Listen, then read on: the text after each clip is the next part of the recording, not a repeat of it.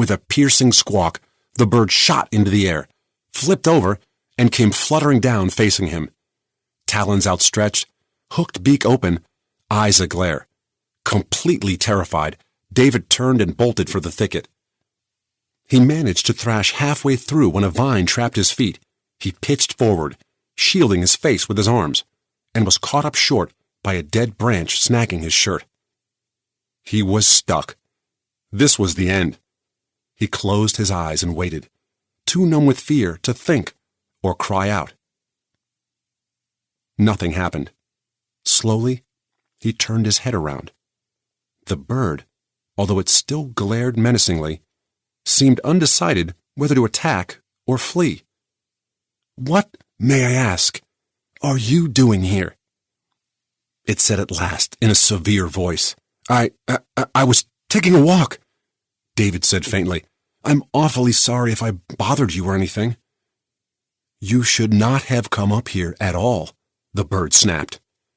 "Well, I'm really sorry, but there was a bee in the bush here. I didn't mean to." The fright had been too much. Tears started in David's eyes, and his lip began to tremble. The bird seemed reassured, for its manner visibly softened. It lowered and folded its wings, and the glare faded from its eyes. "I'd go away," David mumbled apologetically. "Only I'm stuck." He rubbed his eyes on his sleeve. The bird looked at his dismal face and began to fidget awkwardly. There, it said. "I had no intention of... I'm afraid that I... Stuck, did you say? Very easily mended, my dear fellow. Merely a question of... Here, let me look." It crashed through the thicket to where David was caught and thrust its head down through the branches.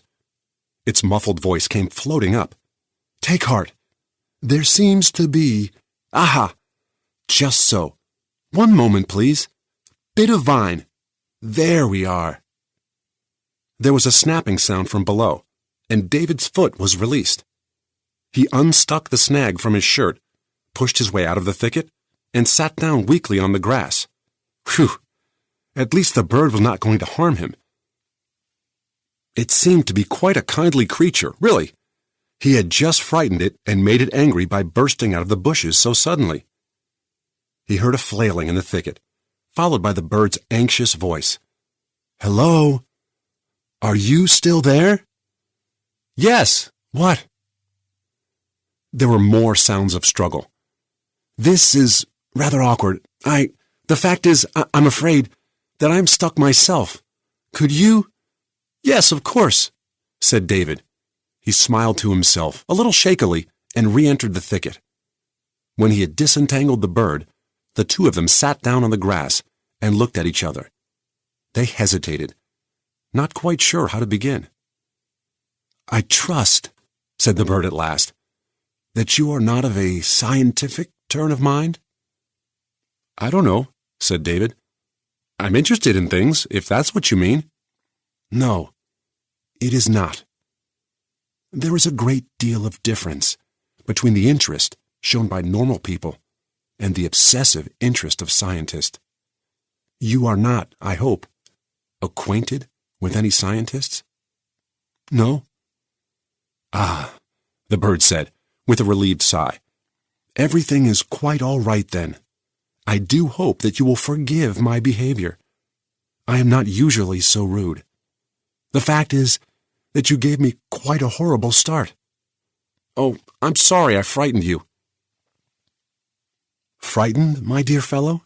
the bird said testily. "I am never frightened. I do not know the meaning of the word."